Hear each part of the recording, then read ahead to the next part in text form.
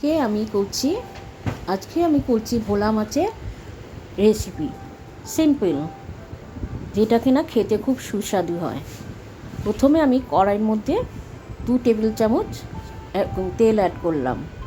Add করার পর 5-6খানা মাছের পিস আমি এই গরম তেলে ভাজবো।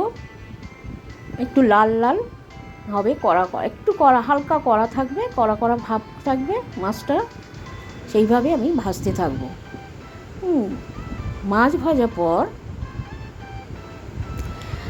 উল্টে পাল্টে আমি মাছগুলোকে ভালো করে গরম করে ভাজে নেব।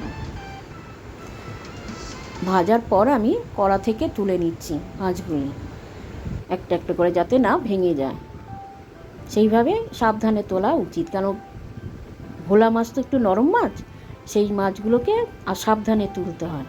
তারপরে আমি গরম তেলের মধ্যে কালো জিরে ফোড়ন দিলাম, তারপরে দিলাম গোটা শুকনো লঙ্কা ফোড়ন, তারপরে আমি দেবো একটা তেজপাতা, সেই তেজপাতাটাকে ছিঁড়ে দিলাম।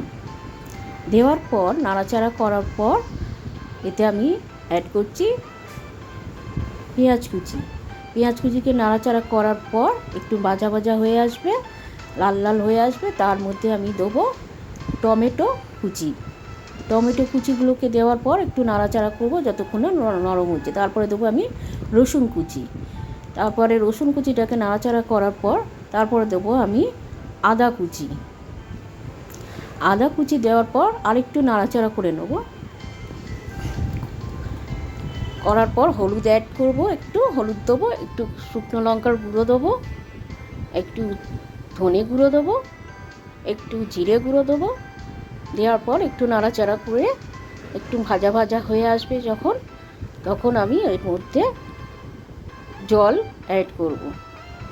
জলটা দেওয়ার পর আমি একটু নেড়ে নিয়ে তাতে নুন দিয়ে নেব। নুন দেওয়ার পর ফুটে উঠবে তখন আমি মাছটাকে ওর মধ্যে দিয়ে দিলাম। মাছটা ফুটে উঠছে তখন আমি ওর মধ্যে একটু কাঁচা লঙ্কা বাটা বা কাঁচা লঙ্কা ভেঙে ওর মধ্যে দেওয়ার পর আমি একটু সর্ষে গুঁড়ো অ্যাড করে দেবো। এই হয়ে গেল আমার রেসিপি।